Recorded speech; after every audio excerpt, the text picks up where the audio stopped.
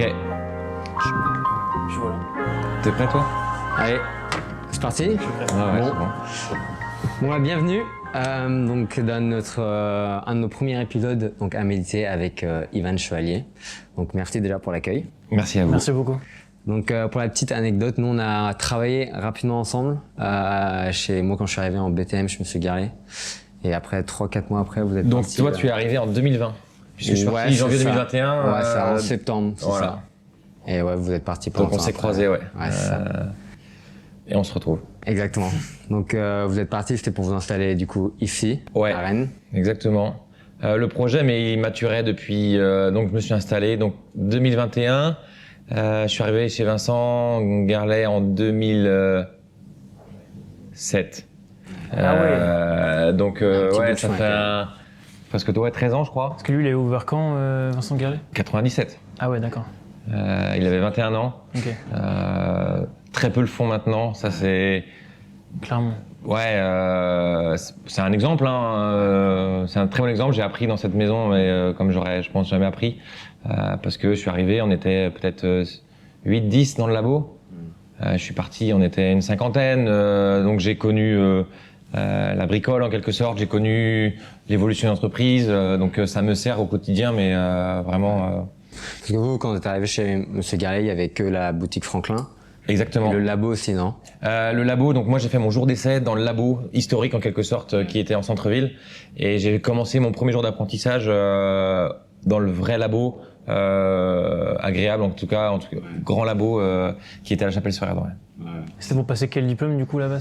Eh bien donc j'ai commencé moi alors si on voulait reculer un peu dans l'histoire depuis que j'ai 11 ans, donc depuis la 5e j'ai toujours dit que je voulais être pâtissier. Pour qui, pourquoi, je sais pas trop, parce que personne dans ma famille est dans l'alimentaire. Mais je pense qu'on disait des fois avec ma mère le week-end. Ce côté-là, un peu nourriture me plaisait, sucré un peu plus. Quelques stages, parce que je crois qu'en 5e, on faisait déjà des stages. Ouais. Et on te pose déjà la question en 5e, qu'est-ce que tu veux faire plus tard? Et naturellement, pâtisserie. Chocolaterie, c'est venu beaucoup plus tard parce que je connaissais pas du tout. Et puis c'était pas quelque chose de commun à l'époque. Donc pâtisserie et je finis mon collège. Donc le choix était toujours d'être pâtissier. J'ai un peu recherché, je suis fin d'année, donc j'ai cherché un patron d'apprentissage. Mais à 16-17 ans, c'est compliqué, même pas à 15-16 ans. C'est difficile de trouver un patron d'apprentissage pour se déplacer, les horaires de nuit, etc. Donc j'ai pas trouvé. Et donc je suis parti en lycée professionnel à Louis Guillou, donc à Rennes. Et je me suis formé auprès de 2 profs Méroé de France. Donc un en boulangerie, là, Monsieur Moreau, et Alain Chartier, donc MOF glacier et champion du monde. Ah, il était prof. Ouais, prof de techno C'est vrai. et de pratique. C'est vrai que j'avais oublié ça, mais en y repensant, c'est quand même assez incroyable. Ouais. Que, Et il l'a fait très peu d'années, hein. Et moi, je pense toujours que c'est écrit. Enfin, des fois, je suis un peu dans ce mood-là. Et ouais, les mecs, ils m'ont mis sur la bonne voie en quelque sorte. J'aime le sport. Et en fait, le côté concours, quand t'as 17 ans et qu'on te parle du Méroé de France, qu'on te montre un peu de rigueur, un peu de cadre, si t'es un peu dans la compète, ouais, ça me fait vibrer, quoi. J'ai dit plus tard, je veux être comme eux, je veux faire. Ils te disent c'est une famille, c'est une caste en quelque sorte d'élite. J'ai dit ouais, je veux ce bout de tissu tricolore sur ma veste. Et ça a été mon objectif dès que j'ai quitté Rennes. J'ai une phrase que je dis tout le temps, mais elle est vraie. J'ai dit à mes copains et à mes parents, je vais à Nantes, mais je reviendrai à Rennes pour m'installer avec le titre de Méroé de France, pas avant. Et j'avais ma checklist des concours à réaliser mais que ça s'est affiné au fur et à mesure. C'est incroyable. Mais j'avais ma route était tracée en quelque sorte d'objectif. Et ouais. C'est beau, félicitations d'avoir eu cette ligne directrice et Ouais. d'avoir été jusqu'au bout. D'avoir jamais lâché, quoi. Clairement. Non, et puis c'est important en fait. Trop. Alors j'ai que 35 ans bientôt. Je peux paraître un vieux aigri ou je trouve que non mais les générations à parler de génération en tout cas où les jeunes de 20 ans tout de suite nous on a été formés par le journal du pâtissier en quelque sorte, c'était notre vitrine. Vous c'est Instagram Et Instagram, tout va tellement vite que les jeunes s'identifient trop à un chef et pensent devenir rapidement comme eux, être connus, ou veulent plutôt cette notoriété. Mais attends mec, redescends d'un étage, t'as plein de choses à apprendre avant de te construire toi et de devenir un bon pâtissier, quoi. Il y a des cas exceptionnels et il y en aura toujours. Ah, bien sûr. Mais ouais, pas griller les étapes, quoi. Ouais, mais même nous on le voit, et pareil, moi je suis encore plus jeune que vous, mais même moi je ressens quand même la différence dans les mentalités.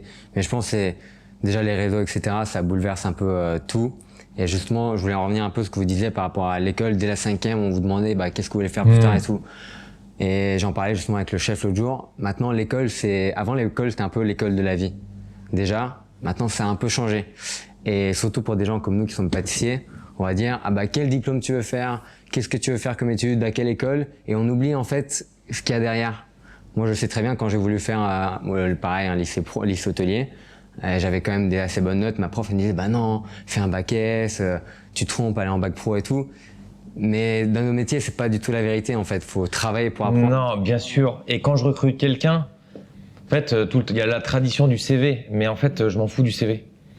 Tu viens une journée ou deux, on voit comment tu travailles, si t'es réfléchi, si tu captes les choses, tu peux avoir tous les diplômes du monde, CAP, BEP, bac pro, tout. Mais si je veux pas que du scolaire, il y a de l'inné, il y a des choses, quelqu'un de dégourdi. Quelqu'un de motivé, la motivation. Ouais, la motivation, c'est numéro 1. Et comprendre, réfléchir en fait. Ou des fois, beaucoup, à l'école, on nous apprend pas à réfléchir ou à utiliser nos connaissances. Des fois, on pense qu'on est bête, mais en fait, on connaît plein de choses sans le savoir et de travailler, de le creuser. Je trouve que c'est important. Un CV, tu peux faire un BTM, tu peux faire les diplômes que tu veux. Je trouve que c'est pas forcément utile et vrai, quoi.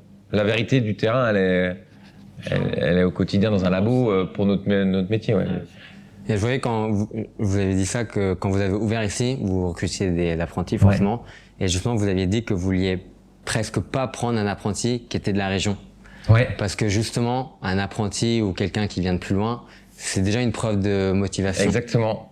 Ouais, et ici, alors j'ai des Rennais et des locaux, parce que la force des choses font que, mais j'ai Melvin qui vient des Ardennes, là on a Cédric qui vient de Grenoble, on a même Kota qui vient du Japon.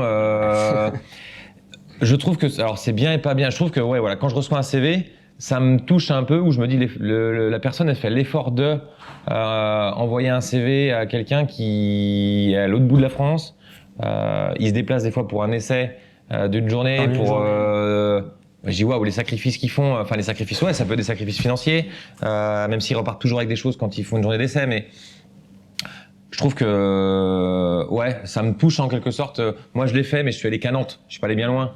Mais à 17 ans, mes copains, j'avais pas le permis, donc c'était mes parents qui devaient me ramener, donc je rentrais pas tous les week-ends.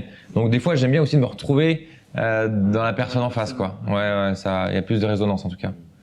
Et je pense que c'est ce qu'on regardait hier, on se posait un peu justement la question en fait, pourquoi à l'époque vous vous êtes dit je vais aller à Nantes, parce que la Maison Guerlet maintenant tout le monde connaît, mais à l'époque c'était pas pur hasard. Pourquoi? Enfin pas d'hasard en fait finalement. Donc j'étais à Louis Guillou. Un jour il y a un concours, je crois que c'est le championnat de France du dessert à l'assiette, donc une sélection régionale je crois.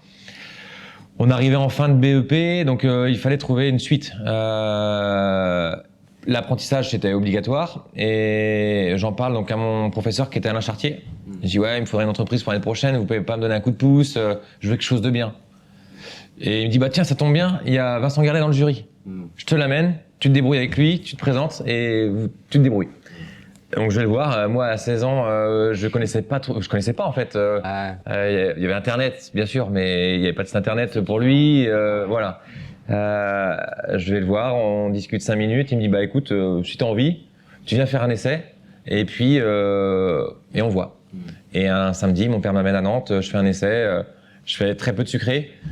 Pour l'anecdote, je sais j'ai fait du salé toute la matinée. On fait l'envoi du magasin, comme ça je découvre un peu. Et après, il y avait un événement, il me met sur du salé. Et à la fin il me dit c'est bon, je te prends. Parce que en fait, peu importe ce que tu fais, mais si tu montes, ça se ressent souvent, un feeling. Et c'est parti. Donc ça a commencé comme ça.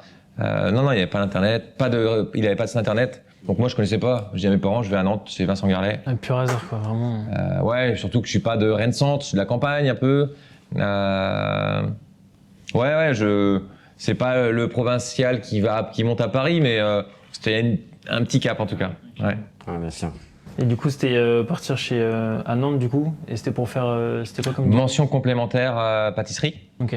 parce que j'avais en tête le BTM, puisque c'était le diplôme par référence, mais qu'il fallait avoir en tout cas pour le futur, pour se construire un peu, pour rassurer mes parents aussi. J'étais pas un scolaire, mais du tout à l'école. Ouais, mes parents. Alors, pas dire que tous les pâtissiers on se ressemble, mais Clairement. j'étais vraiment pas une star à l'école, mais j'étais pas le petit jeune à problème, mais j'ai donné du fil à retordre à mes parents en tout cas, comparativement à mon frère. Mais en tout cas, je me suis épanoui dès que j'ai commencé la pâtisserie. Ils ont vu un changement, plus de motivation. Enfin voilà. Je dis à des fois, maintenant je rentre pas ce week-end. Bah pourquoi? Bah non, je veux rester, m'entraîner. Ou voilà, c'est là que ça a commencé un peu la fibre des concours et puis forcément, je pense que ça donne confiance à vos parents. C'est tellement rassurant. Ouais. C'est rassurant de dire il a trouvé sa voie. Bien sûr. Parce que peut-être, même si vous n'étiez pas non plus un délinquant, vous donniez du fil à retordre, peut-être que ça leur a rassuré. C'est bon. Ça les a rassurés, bien sûr. Après, on n'est pas des grands communicants dans la famille non plus, donc ils m'ont pas dit ouais, c'est cool. Je crois que la seule fois où ils m'ont dit que c'était bien, c'est quand j'ai eu le MOF et qu'on était à la Sorbonne. Ouais, c'est pas mal. Ouais, on n'est pas des grands communicants dans l'échange à se féliciter en tout cas. Mais ouais, non, ou à travers un regard ou autre, tu sens que bon, ok. Ouais, il y a de la fierté quand même. Voilà. Donc mention, après donc BTN et fin du BTM. Bon, je dis qu'est-ce que je fais? J'étais déjà avec ma compagne Aurélie à l'heure actuelle, on avait 20 ans. Je dis bon, il y a toujours l'idée de faut aller à Paris. Ouais. Passage obligatoire, faut aller à Paris, tu vas voir, les grands noms de la pâtisserie sont passés par Paris. Et Vincent Garlet était copain avec Christophe Michalak. Il me parle un peu de pourquoi pas aller au Plaza et puis bon, j'ai pas trop en renchéri, un peu les chocottes. Ouais. De partir. Ouais. Pourtant, j'avais que à apprendre, hein, mais les chocottes, ouais. Je dis non, je reste à Nantes et on verra. Et je suis passé en chocolaterie, donc tous mes diplômes en pâtisserie. Et donc fin de BTM, je vais en chocolaterie.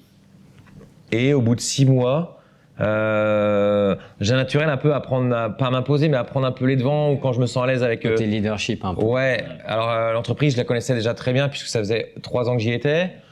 Le responsable de l'époque s'en va en chocolaterie. Et voilà, naturellement, un peu ça se fait. Vincent vient me voir, il me dit ça te dit de prendre les rênes de la chocolaterie. J'ai dit ouais, un challenge. Et ça commence comme ça un peu la prise de responsabilité en tout cas. Là, il y avait votre côté compétiteur qui était ouais, à fond.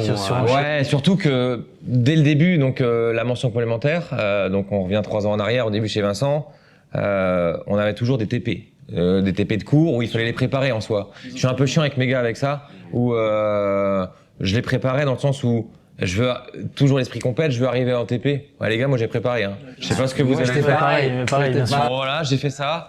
On a fait le BTM aussi tous les deux. Ok.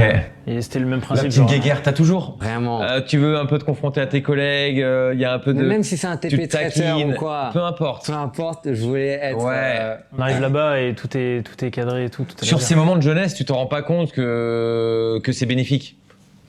T'as l'esprit compète, tu te challenges, etc. Mais en fait, avec du recul, tu te dis, mais j'ai appris beaucoup plus que mes copains là, qui restaient chez eux, à regarder des émissions de télé-réalité ou ce que tu veux. Moi, pendant ce temps-là, j'ai trimé. Et maintenant, quand je regarde dans le rétro, je me dis, bah, certains. Ils sont au même niveau qu'il y a 10 ans. Ouais, ils n'ont pas évolué. Pas mal qui sont sans doute plus dans le métier. Ouais, il y en a beaucoup. Je pense que de toutes les personnes que j'ai pu croiser à l'école ou dans mes classes, il y en a peut-être qu'un tiers qui est resté dans le métier, c'est même sûr. C'est déjà pareil, nous aussi. Donc, je regrette pas avoir fait quelques sacrifices qui étaient bénins à l'époque. Les bénéfices les sacrifices un peu plus gros, c'était plus tard quand je me suis investi dans des concours. Les gros concours. Ouais. Mais ouais, donc 6 mois, au bout de 6 mois, il me propose la responsabilité de la chocolaterie. Je dis oui. Et au fur et à mesure des mois, des années, l'entreprise grossit, donc moi aussi, l'équipe aussi, Ouais, c'est vrai. plus de responsabilités. et j'ai toujours ce côté un peu pas artistique mais créatif. Donc il me faisait confiance sur certaines collections APAC. Il me dit Ivan, vas-y, propose des choses. On échangeait ensemble, ça fonctionnait bien. Donc au fur et à mesure, il me laissait pas que gérer la chocolaterie, mais gérer un peu la partie création. Et je pense que ce qui a fait que ça a perduré, c'est que il me laissait beaucoup de liberté. Et je pense qu'il devait savoir ce que j'avais besoin. Il m'avait cerné un petit peu, je pense, et cette liberté m'a fait m'épanouir en quelque sorte dans l'entreprise et donner en échange.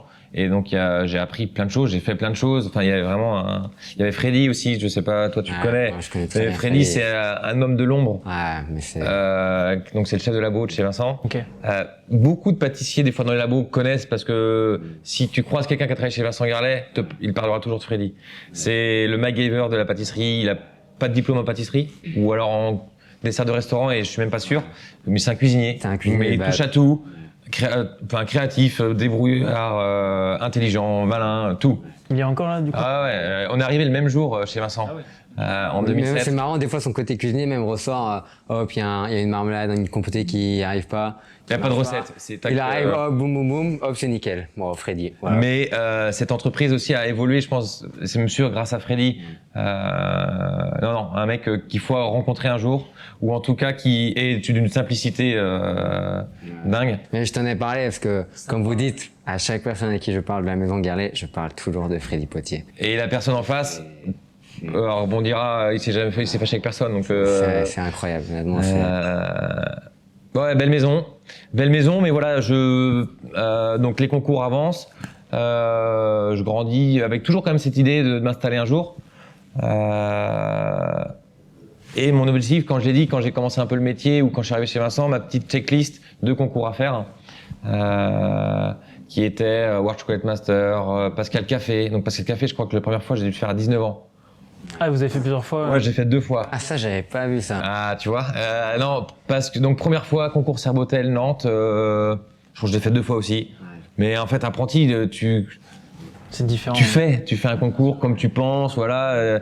Vincent ou des personnes de l'équipe à l'époque donnaient leur avis, voilà, et puis tu te construis au fur et à mesure.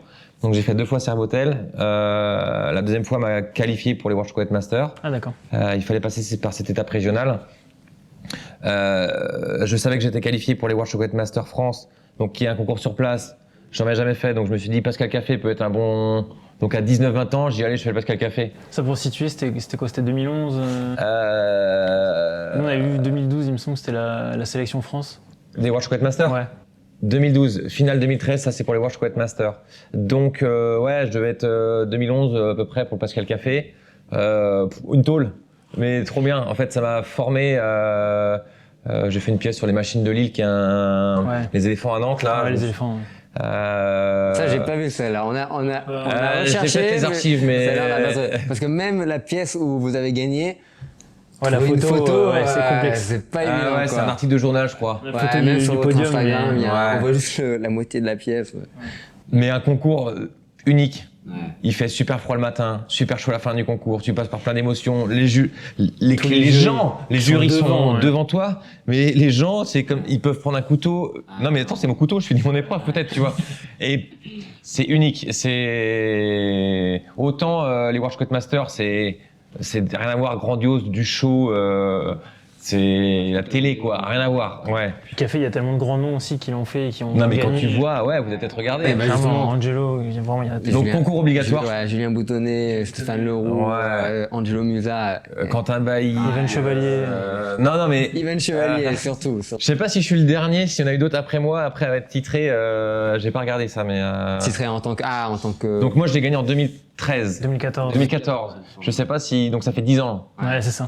Si depuis ces 10 dernières années, il y a eu. Ouais, 2 semaines là. 9 novembre. 9 novembre. Ouais, bien joué.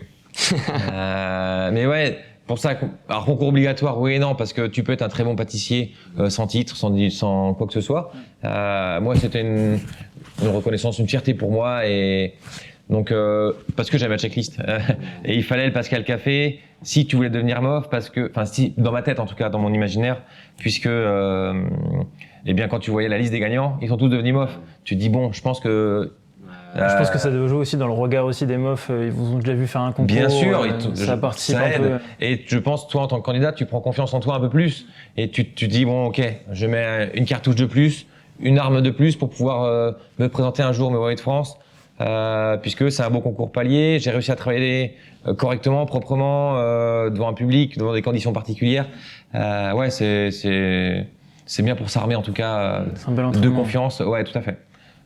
Mais tu peux t'arrêter au Pascal Café aussi et ouais, non, y a aucun problème. C'est déjà pas mal. C'est déjà C'est très un bien. très beau concours. Hein. Le trophée est mythique. Il est incroyable, il est magnifique. Oui, dans mon bureau. Vous là. l'avez, du coup, ouais, ouais, c'est ça. ouais. Du coup, donc d'abord les Worlds et après Pascal Après Café. Pascal Café, ouais. Oui. Ça, on trouvait ça un peu étonnant de faire ce parcours-là. C'est plutôt. Sauf que, bah oui, mais pour l'histoire, vous savez, je l'ai fait une première fois.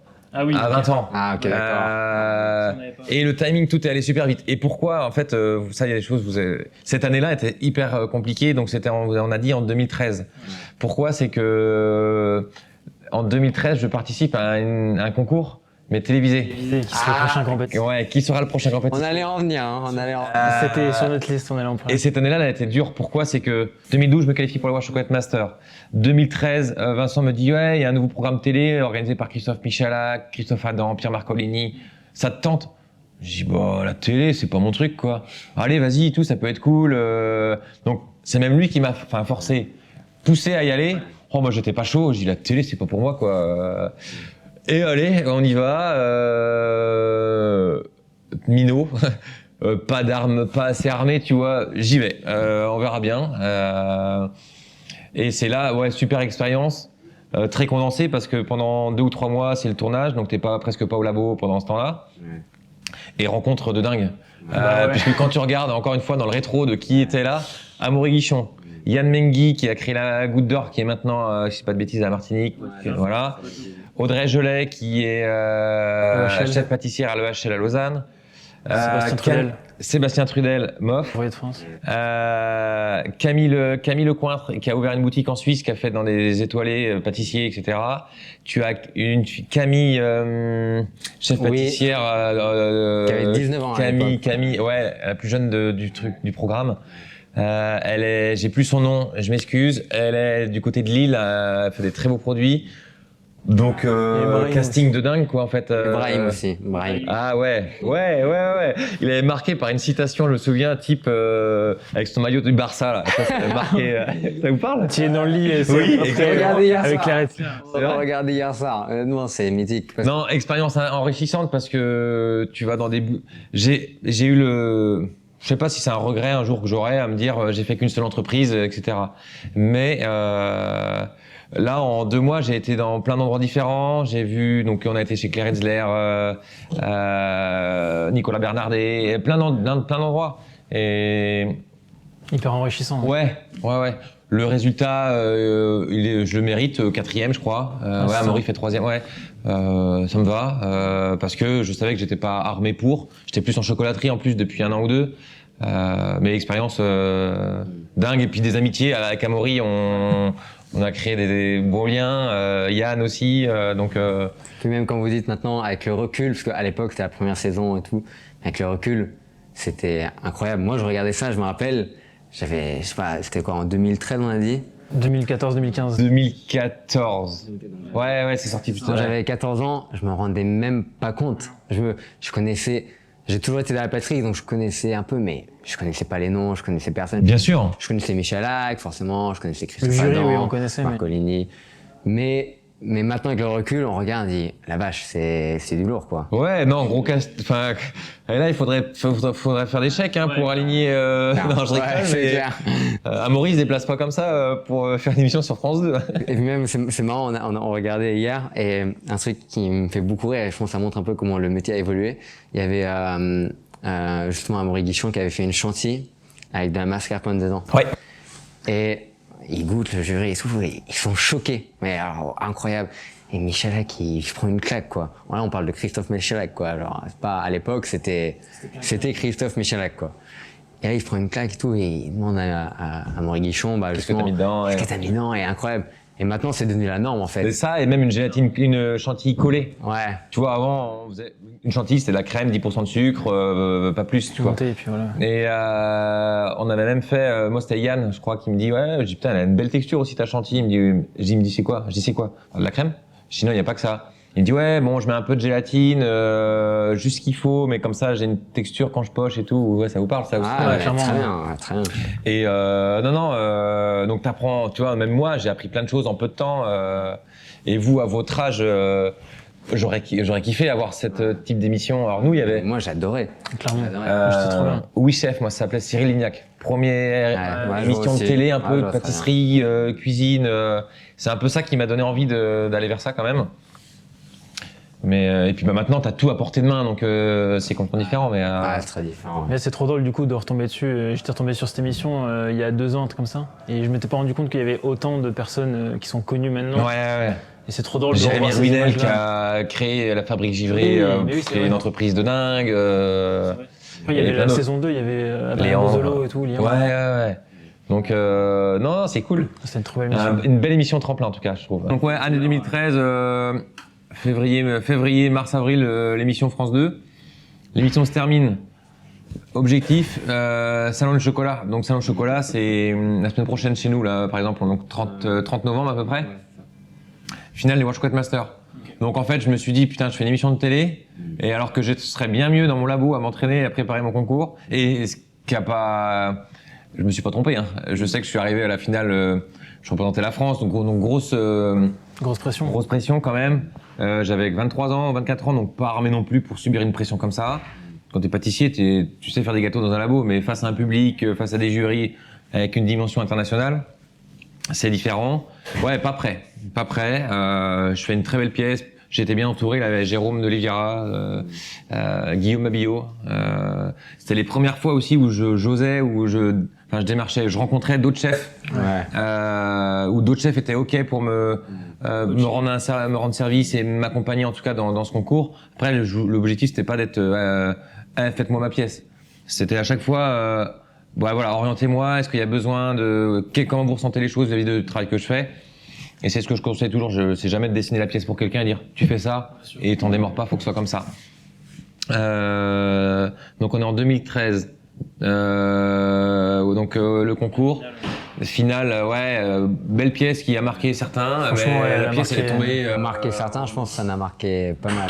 Elle est intemporelle. Je suis content de la. Très belle, franchement. Vraiment belle. C'était à l'époque, c'était pas mal. Moi, je me rappelle, quand j'étais arrivé chez Guéret, il y avait le gros entrepôt et il y avait les gros cartons avec plein de moules, mais du bazar. Ah ouais. Je fouillais dedans et tout. Et j'avais Tiens, retrouvé. un coup d'assiette. Ouais, vraiment, le moule en silicone pour les pieds. Et j'avais commencé à me lancer dans une pièce là-dedans et tout. Au final, j'avais pas suivi, mais juste de voir, parce que moi, pareil, c'était une pièce qui m'avait marqué. Voir le moule qu'avait servi pour, j'étais waouh. Et super formateur. Alors c'est peut-être pas bien. Je sais que des fois, on va dire, vaut mieux faire par d'autres personnes les moules. Mais j'adore faire jusqu'au boutiste, de faire mes moules moi-même. Je trouve que je mets pas la même âme quand tu présentes le produit en boutique. Là, donc hier, j'ai fait un proto pour une bûche spéciale Noël. J'ai fait moi-même mon produit, je l'ai moulé moi-même en silicone. T'as cette fierté-là, tu dis putain, j'ai sorti ça, je suis quand même. Ouais, j'ai pas fait d'école de beaux-arts ni quoi que ce soit, mais je m'en sors pas trop mal. Des moules, ce qu'on appelle chaussettes en silicone là pour les citrouilles, des coloquintes. Donc je suis content des fois d'aller. Oui, tu perds du temps, mais tu vas où tu voulais aller et. C'est vraiment votre vision, Ouais. des brouillards. Mais tu peux aussi créer. Je me souviens de donc la finale des World Chocolate Masters. Je vois l'Italien donc qui avait gagné. Grosse écurie, Ferrari qui arrive. Hein. C'est avec Omar et tout. Ah ouais, non mais les moules de dingue. Le matériel de dingue. J'ai une photo qui m'a marqué du matériel. Tout était en double. 2 RoboCoupe, 4 KitchenAid. Magnifique, meubles en inox, tout. Tu te dis, waouh. Eh ben, t'as pas commencé le concours que tu commences déjà à flipper. Tu te dis, c'est mort pour moi. Mais Et c'est peut-être ça la chance d'avoir un Guillaume Mabillot, un Jérôme de Oliveira, parce que c'est vrai que ça apporte un peu d'assurance en mode, c'est des gens qui ont fait le concours et ils vous disent, ils valident un peu votre travail. Donc. Tout à fait. Stéphane Leroux était en démo à Nantes. Il est passé voir. Il a dit ouais, c'est sympa. Et encore une fois, j'aurais jamais fait tous ces concours sans l'accord. Même Vincent, il m'a quand même donné de la matière première. Ouais, ça, on l'oublie trop, tu vois. Chez moi, les gens, je leur envoie pas une facture. Mais il y a beaucoup d'entreprises qui oublient beaucoup de chefs qui oublient qu'ils ont passé par la case concours. Et dès qu'un jeune veut s'entraîner pour l'école, non, c'est niette. Faut aussi ne pas oublier d'où tu viens. Ce qu'on nous a donné. Ouais, je trouve que j'ai des jeunes qui viennent là et moi je suis pas j'ai pas cette mentalité-là et des fois t'oublies vite Bien sûr. par où t'es passé quoi. C'est dans le respect du produit et pas non plus parce qu'on peut aussi voir l'abus, peut-être. Ouais, De bah, jeter bien et sûr. tout. Mais c'est ce que je dis par contre. Si je vois qu'il y a des choses jetées, qu'il n'y a pas lieu, je leur dis à chaque fois, il n'y a pas de problème. Tant que vous respectez tout, mais je donne tout. À partir du moment où voilà, on recadre un peu et des fois ça le fait pas, mais C'est ouais. partie de la transmission aussi. Exactement. On a été comme ça avec moi. On vous a transmis. Donc, je trouve que c'est 100%. Tout le monde n'a pas les mêmes moyens. L'entreprise peut le permettre ou pas. Voilà, mais ce que je peux donner, je donne sans problème. Ouais. Puis c'est hyper important, même pour le BTM. On passe pas un même BTM si on s'est pas entraîné à l'entreprise ou si on s'entraîne pas en dehors Ouais. pour les TP, comme on discutait Mais là, tout à tu dis l'heure. ça, mais nous, on a été comme ça à s'entraîner. Mais les jeunes qui arrivent avec la mallette le jour de l'examen, à fleur au fusil, j'ai rien fait. Ouais, ils disent, ouais, j'ai un buffet qui est pas très beau. Bah, te plains pas en fait. Ça fait 2 ans que t'as fini ta journée, t'es rentré chez toi, mais faire quoi t'as des hobbies, des amis. Des fois, je suis dur là-dessus. Où t'as tes copains, t'as tout ce que tu veux, c'est très bien. Mais c'est pas tes copains qui vont te donner à manger demain. C'est pas tes copains qui viendront te dire, ah, bah putain, si tu peux être champion du monde. Non, non. Bouge-toi le cul en quelque sorte. Je suis cru et je leur dis. Hein, Non, mais il y a une part de vérité. C'est la vérité, hein. Il y a une part de vérité. on n'a rien sans rien dans la vie. Oui, bah ça fait mal. Oui, il faut se lever plus tôt. Oui, on voit pas les copains des fois le week-end. Mais c'est tellement bon quand il y a 2 semaines, j'étais au Japon. Samedi, dans une semaine, je pars au Mexique visiter les plantations. Quand j'ai commencé le métier de pâtissier, jamais j'imaginais ça en fait. Donc le travail finit toujours par payer. Et tous ceux qui m'ont croisé, à qui j'ai dit ça, peut-être qu'ils diront ça n'a pas encore payé, mais franchement j'en suis le bon exemple en fait. Et je n'ai pas inventé cette citation. Tous ceux qui le disent, ouais c'est dur, mais ouais l'oublier. Moi je l'ai dans un coin de ma tête et l'oubliez pas quoi. Cette phrase-là, c'est la phrase de mon père. À chaque fois, il me dit tout le temps ça. Le travail finira toujours par payer. Ouais. Et c'est la vérité. Ça mettra peut-être 30 ans, c'est peut-être con, mais tout ce que on a là aujourd'hui, là vous êtes au labo là, qui a ouvert il y a 4 mois, ça en découle de tout ce que j'ai pu donner avant. Bien sûr que c'est un travail d'équipe où on vend des gâteaux, les gâteaux sont réalisés par mes équipes et c'est aussi, ils ont 100% de leur... c'est grâce à eux également finalement, toutes les personnes qui ont travaillé ici. Ouais, tous les sacrifices qui ont été donnés depuis, j'ai commencé donc à 15-16 ans. C'est ce qui paye maintenant. Voilà, mes parents sont pas arrivés avec un chèque, bah tiens Ivan, tu peux prendre le bâtiment là. Non, il a fallu faire ses preuves, aller voir un banquier comme tout le monde et bien sûr que d'avoir loupé, mes copains peuvent le témoigner, d'avoir loupé des anniversaires pour aller à un concours, mais grâce à ce concours, eh bien j'ai pu faire de la formation puisqu'on m'a connu un peu plus, donc on a envie de découvrir mon travail, donc j'ai voyagé, j'ai gagné un peu plus que mes confrères ou des gens qui travaillent avec moi, et ben j'ai pu épargner un peu plus. Et grâce à cette épargne, j'ai pu aller à mon projet qui était de m'installer. Voilà. Cette évolution, cette graduation de salaire, s'est faite uniquement Par le de par mon travail. travail. Et une part de chance toujours, ou une part qui n'est pas palpable, d'un talent ou de la créativité ou ce que tu veux. Mais la chance, vous l'avez provoqué aussi, c'est aussi ouais, ça. La ouais, chance, ouais. La Mais chance, vous, ça va pas tout. vous me paraissez, ouais, toi je te connais un peu plus, mais motivé, pas con. Je pense que en fait, vous avez croisé plein de gens qui vous ont dit, je pense la même chose, plein de pâtissiers. Ah, carrément. Bien sûr, puis même dans les récits, dans tout ce qu'on a pu voir dans le journal du pâtissier ou quoi, c'est un peu toujours ce même cas de figure où c'est toujours le travail qui paye. Et on le voit vraiment avec les personnes qui ouvrent les boutiques. Après, au final, ils en ouvrent une deuxième, une troisième. Et c'est le travail qui finit par payer. Et surtout aussi même maintenant, les formations que vous pouvez faire à l'étranger, là que vous partez au Japon, bientôt au Mexique.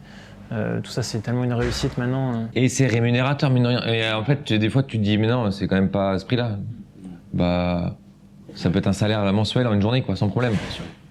Mais si, c'est comme ça. Et des fois, nous, pâtissiers ou d'autres métiers, on on a un complexe de se vendre en quelque sorte. Et en fait, on a une valeur, on a un talent et Bien sûr. il faut pas l'oublier aussi. bien sûr. Mais par contre, ouais, l'idée de s'installer, je voulais vraiment m'installer seul. Enfin, avec ma compagne. Mais maintenant, tu as beaucoup la tendance de, allez, j'ai un investisseur, je suis un pâtissier à la côte, il y a un investisseur qui vient vers moi, j'ouvre et tout va bien, tu vois. Mais Sur Paris, ça se fait beaucoup, ça. Ah, beaucoup. moi, c'est moins ma philosophie. J'aime bien être seul chez moi, être le seul décideur. Je me suis installé pour ça. Et ouais. Je pense qu'il y a aussi un peu le côté. Tu mets pas le même amour dans ton entreprise, c'est différent. Je pense qu'il y a un peu le côté aussi avec l'ère du temps, financièrement, l'inflation et tout, sans parler de politique, devient de plus en plus dur de s'installer, je pense.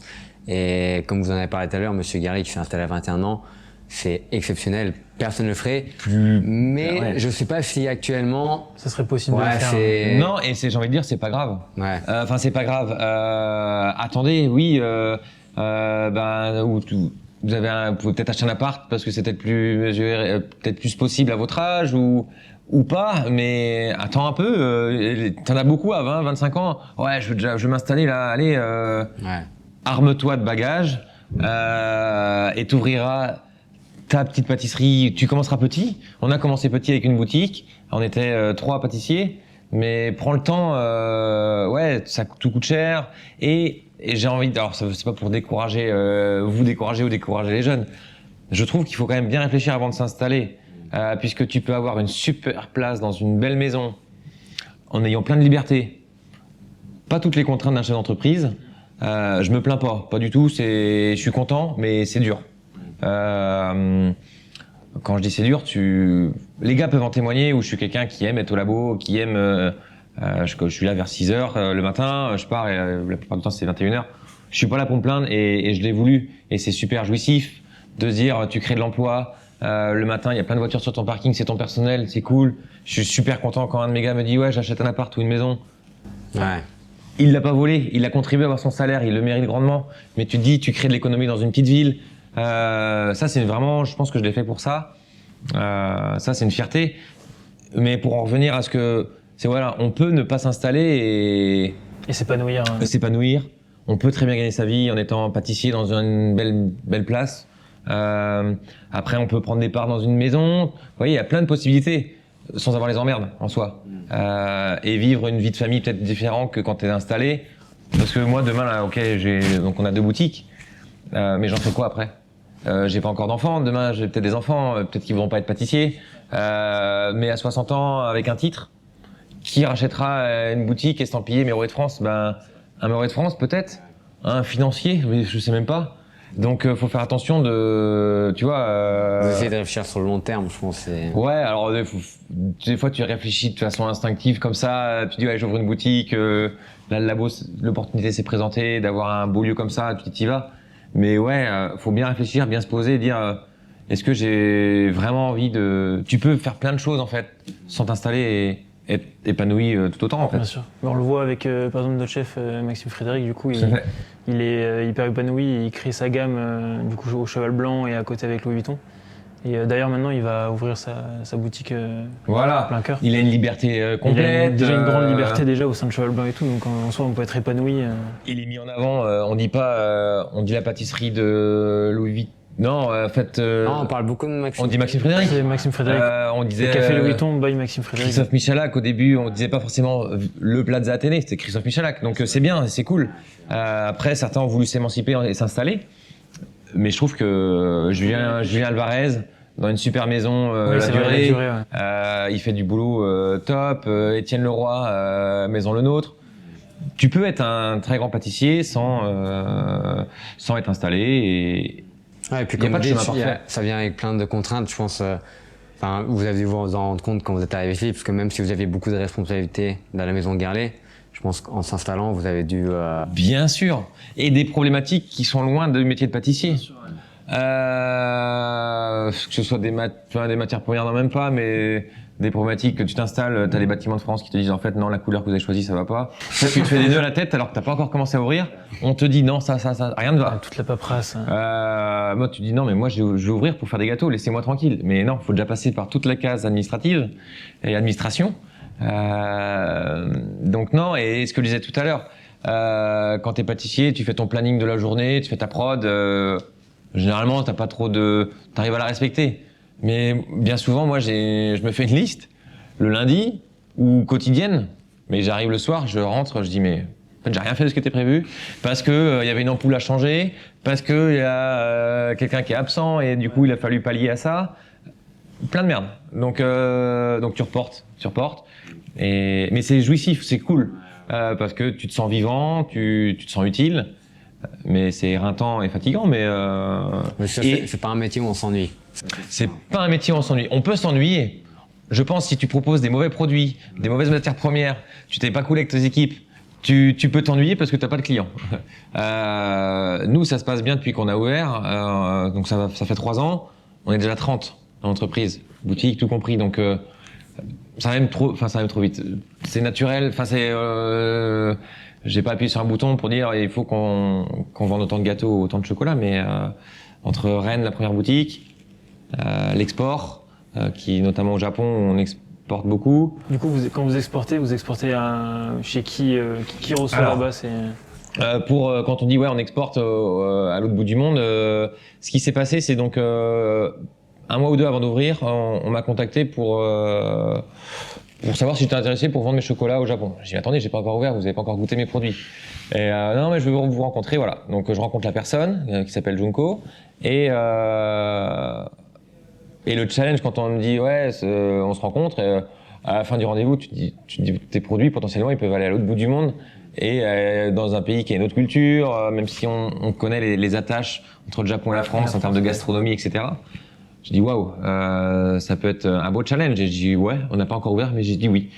Et en plus, c'est eux qui vous contactent. Ouais, j'ai rien demandé. Mais depuis le début, on n'a pas de de commerciaux, mais ça se fait tout seul. Ça se fait naturellement, donc ça c'est assez positif. Et pour en revenir au Japon, donc première commande, petite commande, on envoie nos chocolats, voilà, tout se passe bien. Donc c'était à l'occasion de la Saint-Valentin. Principalement, c'est la Saint-Valentin, la vente numéro 1 de chocolat là-bas. Dans quel type de magasin? Eh bien, en France, on a les Galeries Lafayette, le Printemps Gourmet, choses comme ça. Donc là-bas, ça s'appelle Isetan ou Takashimaya ou Hankyu, qui sont des grosses chaînes de magasins, hall de luxe. Donc étage rez-de-chaussée, c'est les chaussures, et au 7e étage, il y a un salon qui est créé, un salon de chocolat, où là on retrouve les meilleurs chocolatiers du Japon. Il peut y avoir des Italiens, des Américains, beaucoup de Français. Et là, les clients, alors ça se définit, c'est sur 15 jours, je crois, si je dis pas de bêtises, c'est ce salon du chocolat pendant Saint-Valentin. Et les clients, donc les premiers clients qui ont le droit d'y aller et à citer, c'est les VIP. Et au fur et à mesure, c'est classé en quelque sorte la clientèle. Ouais. Mais c'est, je sais pas moi, c'est peut-être 10 000 clients jour qui rentrent dans la boutique. Et donc au début, je connaissais pas, et donc nos produits, on les a exportés donc la première fois février 2022 pour la Saint-Valentin, et ça a plu un peu plus l'année d'après, etc. Et donc j'y vais maintenant 2 fois par an pour garder ce lien, qu'on puisse créer un lien entre les clients, les produits. On fait aussi découvrir un peu la pâtisserie. J'ai tout fait sur place. Non, on fait sur place. Un peu des one-shots pendant une semaine, des produits éphémères. Okay. Et ouais, les gens japonais sont friands de nos produits, donc c'est plutôt positif, c'est cool. Ça nous permet aussi de développer l'entreprise de façon positive, sans s'emballer, parce que on sait jamais, du jour au lendemain tout peut s'arrêter, et j'en ai toujours conscience. Mais même la dynamique actuelle, j'ai toujours un coin de ma tête, je me dis attends, faut pas s'emballer non plus. Demain tout peut s'arrêter, et donc faut faire attention. Pour en revenir au Japon, hier il y avait une cliente qui a fait le voyage Tokyo-Paris, normal, Paris-Rennes directement en train. Elle est arrivée la veille au soir, elle est venue, donc du coup on lui a fait visiter la boutique, etc. Elle repartait à Paris, une journée de découverte de Paris, et elle rentre au Japon. C'était vraiment pour venir voir la chocolaterie. C'est incroyable. Côté gratifiant que vous disiez. Oui, mais en fait dingue en fait, parce que jamais, je connais pas de Français qui ferait un fan de Formule 1, pourquoi pas, tu vas voir un Grand Prix. Mais là, nous, voir un pâtissier, un labo en province, encore plus à Rennes, pourquoi ouais, c'est gratifiant, c'est cool pour moi. Pour les équipes, tu te dis on est en train de faire des produits qui vont être mangés à l'autre bout du monde. Surtout quand on me pose la question, ouais, vous voulez pas ouvrir une boutique à Paris? Hors de question. Je veux que les gens se déplacent à Rennes pour me découvrir. Demain, je veux aller dans un hôtel. L'hôtel, il va pas venir à moi. Je vais faire l'effort d'aller dans cet endroit. Donc, je veux vraiment faire rayonner Rennes, enfin, à mon niveau, à mon échelle, de par la pâtisserie, les chocolats qu'on propose. Me dire, je suis même cool, les Japonais viennent à Rennes pour découvrir nos produits. Donc, j'espère qu'ils vont découvrir 2-3 endroits, visiter Rennes. C'est-à-dire que j'ai mis ma pierre à l'édifice pour faire l'ambassadeur de cette ville, donc c'est cool. Et puis je trouve que j'aime bien moi un peu la dynamique.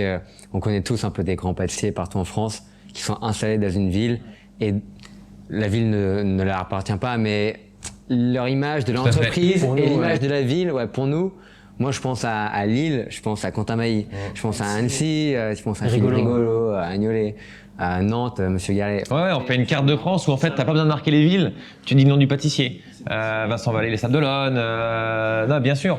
Ouais, c'est clair. Et on est, je pense, tous ceux qui sont vraiment campés sur leur région sont fidèles et défenseurs un peu de leur ville. Donc, je trouve ça cool. Et puis, j'ai pas le mot, mais se dire, il y a qu'à Paris qu'on trouve toutes les belles choses, je suis pas d'accord, tu vois. Je pense qu'on a aussi nos bouts de gras à défendre.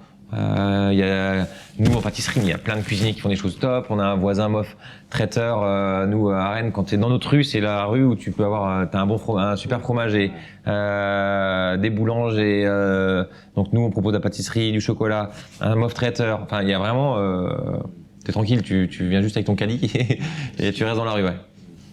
Donc c'est bien. Et du coup, Tokyo, c'est toute l'année que vous pouvez vendre là-bas ou c'est vraiment par période? Tokyo, donc on fait pas que Tokyo. Première année c'était que Tokyo. Après on a fait Nagoya, Osaka. Ah ouais, d'accord. On a fait plusieurs villes, Kyoto. Plus ça va, plus ça grandit un peu plus. Soit c'est vendu en physique, donc en boutique, soit en online. Okay. Donc au départ on a commencé par la Saint-Valentin. Et petit à petit, il y a une foire de France, ça s'appelle French Fair, donc toujours dans ce type de magasin, et ça permet de créer le lien. Donc ce que je disais, où j'étais au Japon en septembre, octobre, c'est là que j'ai présenté la pâtisserie avec toujours nos chocolats pour garder le lien, découvrir des nouveaux produits. Et là, on envoie des calendriers de l'Avent pour le Japon, puisque Noël est dans 1 mois et demi. On est en pleine production pour que mi-novembre ils arrivent chez eux, des box de Noël. Le Japon n'a pas la culture de Noël comme nous. Ils n'ont pas le repas de Noël en famille, pas du tout. Mais ils ont la culture du cadeau, où ils vont s'offrir des biscuits, ils vont s'offrir plein de choses. Donc ils ont l'art du packaging vraiment décuplé encore plus que nous. Et c'est une belle source d'inspiration, je trouve, ce qu'ils proposent. Et donc le calendrier de l'Avent ne sera pas célébré, je pense, de la même façon que nous. Ce sera comme un cadeau, mais ouais. Donc petit à petit, on est en train de s'imposer, enfin pas s'imposer, mais tous les mois de créer un peu des produits pour ça. Ok. Trop bien. Bon, trop bien. Bon, je pense qu'on a fait un beau tour. Ouais. Juste pour finir, on avait une dernière question. Ça peut être n'importe qui, un professionnel, quelqu'un de votre famille. Mais est-ce qu'il y a une personne, ou plusieurs, hein, mais une personne qui a un peu marqué un peu votre carrière, si vous pensez à... Ouais, c'est facile, moi. Tous les pâtissiers auront la réponse. Moi, c'est Vincent Garlet qui a marqué... c'est comme un père spirituel. J'ai passé plus de temps, je pense, avec lui qu'avec mon père. Parce que dès tout jeune, je suis allé à Nantes. Il m'a guidé, il m'a façonné en quelque sorte à devenir ce que je suis maintenant. Donc, numéro 1, c'est Vincent Garlet qui m'a vraiment éduqué professionnellement ou dans le métier de pâtissier. Christophe Michalak qui m'a, je trouve, qui a été un exemple pour moi parce qu'il a été hyper créatif. Il l'est toujours.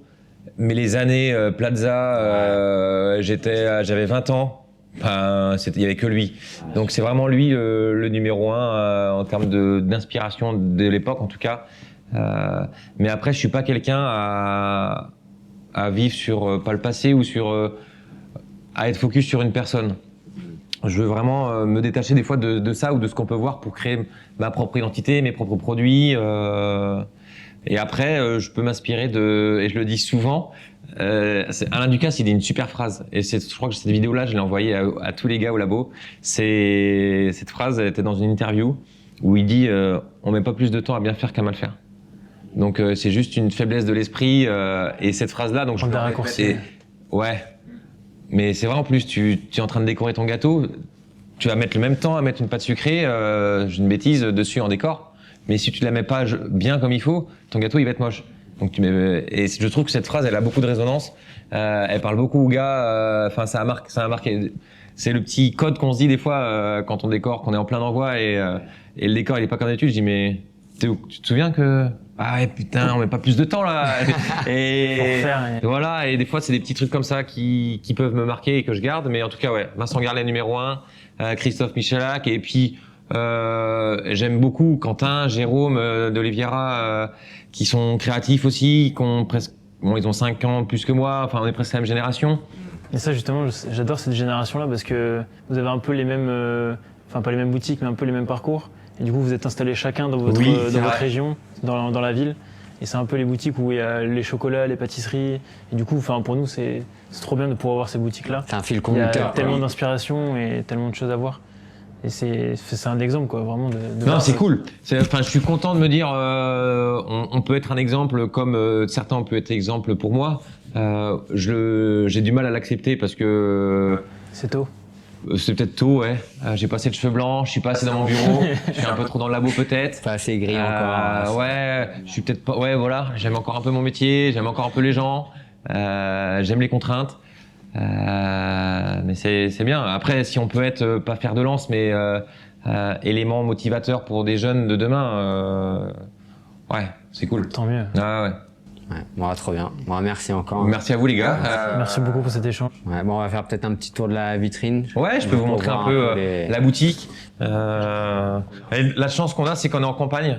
Rennes, c'est bon, pour vous, pour Paris, c'est la campagne, mais ça nous permet d'avoir un labo qui est assez grand, une boutique qui fait presque 90 mètres carrés. À Paris, vous n'aurez pas beaucoup ça, ou pas au même prix en tout cas. Ah non, c'est pas pareil.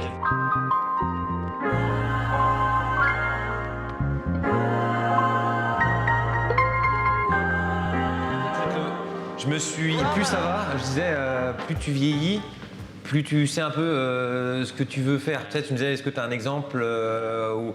Je trouve non, parce que c'est pas bien. La copie, c'est pas top, je trouve. Même si tu as toujours des inspirations ou autres, parce qu'on n'invente jamais rien. Mais tu vois là, on a sorti la semaine dernière une tarte ananas coco, on met un peu de coriandre, on assaisonne un peu plus, tu vois, parce que figues. On fait une compotée de figues, donc on met un peu de fleur d'oranger dedans, on met un peu de cannelle, un peu de muscovado. Et je trouve qu'on a tout à s'inspirer ou à échanger avec des cuisiniers parce qu'on n'a pas cette culture. On a la culture de mélanger du sucre, du beurre et basta en quelque sorte, sans dénigrer. Et je pense d'aller vers ça, on marquera un peu plus de différence que son confrère par exemple ou son concurrent. Tu vois, je propose une pâtisserie assez simple. Braise, nous c'est l'inconditionnel, on ne peut pas l'enlever parce que c'est sarrasin caramel. On l'a créé à l'ouverture et il plaît beaucoup, mais on a le chou signature qui change presque tous les mois. La poire arrive là, on est en train de travailler sur un gâteau à la poire. L'idée, c'est dans la boutique, il y a plein de choses différentes. De la pâtisserie, du chocolat, ça c'est les fondamentaux, mais plein de choses qui viennent s'y greffer que j'aime bien. La biscuiterie, il y a un peu de biscuits salés. Là, on va développer une gamme de biscuits mais à la japonaise, parce que le fait d'aller là-bas, des fois, je m'inspire aussi de ce qu'ils font. Et je trouve ça tellement malin, t'es avec ton petit panier. J'adore manger des biscuits parce que... C'est vrai que c'est marrant, ce côté petit panier. Tu vois, ça te parle ça? Ouais, ça me parle très bien, je vois très bien. Panettone, vu que je veux même chose, je veux tout faire maison, et bien le panettone, t'as le levain, et je veux pas le laisser mourir, donc on fait du salé, on fait du Jean-Dujas, on fait vivre un peu ce levain. Que là, on est sur la partie un peu plus chocolat, où donc on est dans l'automne. Halloween arrive, donc ça j'aime bien m'amuser à faire en série limitée. Et j'aime bien me mettre des défis. Donc au dernier moment, on lance ce truc-là, on le modèle. On fait un moule, 2 moules, et on va faire une prod avec 2 moules, 3 moules. Et c'est ça des fois qui est marrant avec du recul, où tu te dis, bah, en fait, on n'a vraiment pas été productif, mais on l'a fait, on s'est amusé. Mais le côté débrouillard un peu de... Ouais. Tout à l'heure. Tu trouves pas ailleurs ce truc-là. Donc ça, j'aime bien aussi. La singularité d'un produit. Tu peux pas le faire partout, où il faut un concept vraiment marqué. Mais la gamme est très large, mais sur des moments... ou soit à Noël où tu t'éclates un peu plus, les parties saisonnières comme ça, Ça j'aime bien. Même là, les pâtes de fruits, quand on parlait de... On est sur l'automne-hiver, donc on a lancé un nouveau coffret, donc un peu plus cuisiné. Donc coin frais, qu'on vient cuire.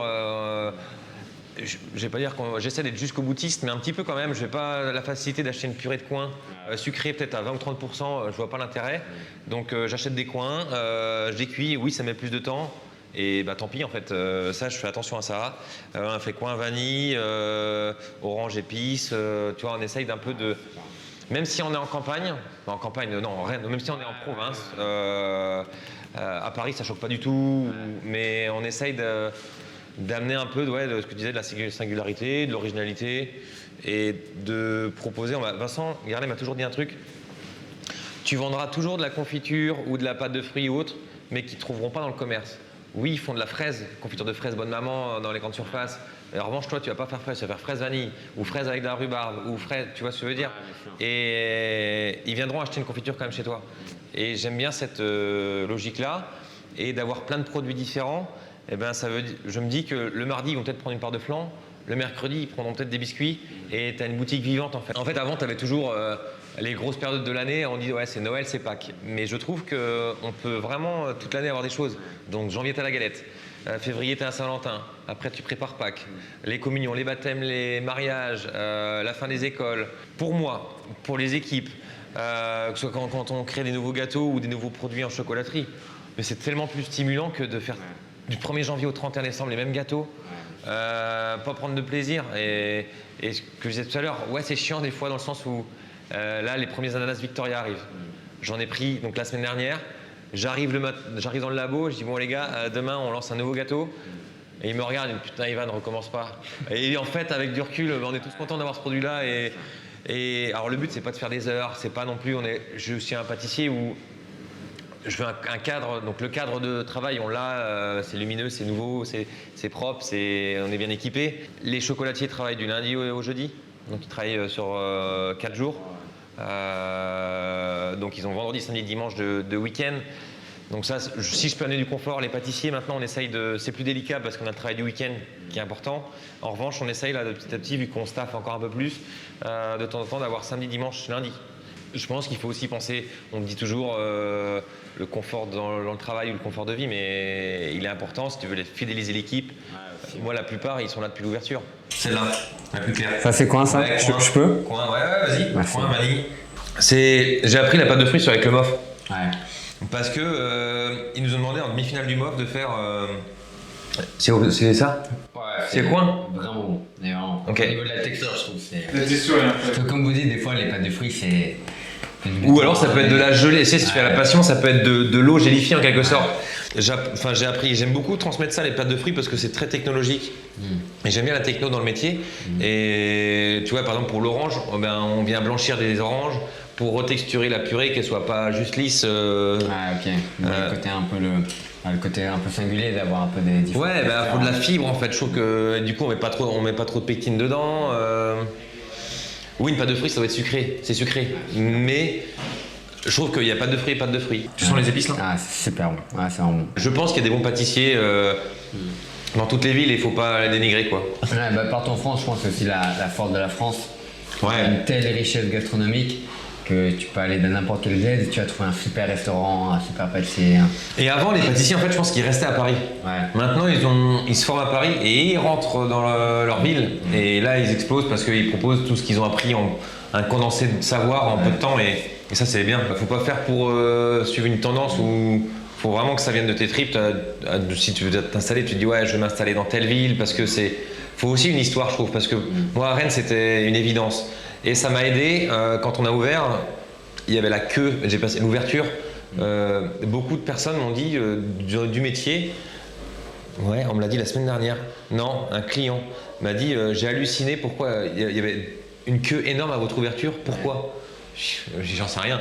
Mais le fait d'être local, eh ben, ça donne un coup de pouce. Puis les gens, je pense, ils ont besoin de ressentir ce côté un peu d'appartenance. Ouais. Ils disent ah bah un Rennais, il est parti, il a eu le concours du MOF et il est toujours là. Exactement, t'as raison. Et je suis défenseur un peu de ma région.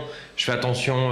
Donc les œufs sont plein air et ils sont de Ploërmel. Donc c'est C'est juste à côté de Rennes. On fait travailler un agriculteur local, le sarrasin, le miel. Oui, on peut pas travailler. Pour moi, il faut aussi réfléchir économiquement parlant. Tu peux pas travailler avec toutes les matières premières autour de chez toi. Tout n'est pas possible. Mais ouais, c'est important et les gens te leur donnent en quelque sorte. Et par contre, si c'est pas bon, ils reviennent pas. Ouais. Il y a là que les premières semaines, c'est bien, mais il faut assurer derrière, quoi. Ça part au Japon. Mais ouais, j'aime bien ces petites machines-là. C'est un peu comme des jouets, parce que c'est pas dire que ça tombe en panne, mais ouais, t'as une machine en panne ou t'as une machine que t'arrives pas à régler, tu vas pas appeler le démonstrateur ou la personne qui t'a brûlé la machine tous les jours, ouais. Parce que tu vas le saouler. Même le petit tapis en carton, c'est... Ouais, voilà, tu vois, ouais. Ça c'est breveté. Là. Breveté Ivan Chevalier. Non, mais t'as pas le choix en fait, il faut... T'en as plein qui me diraient, bah, je vais faire comment? Ouais. Trouver une solution et être gentil aussi. Ça c'est Quentin Bailly qui me dit, mais... Être gentil c'est bien, mais gentil c'est pas un métier, ça va pas te faire... Tu vas pas gagner ta vie grâce à ça. Allez, oh.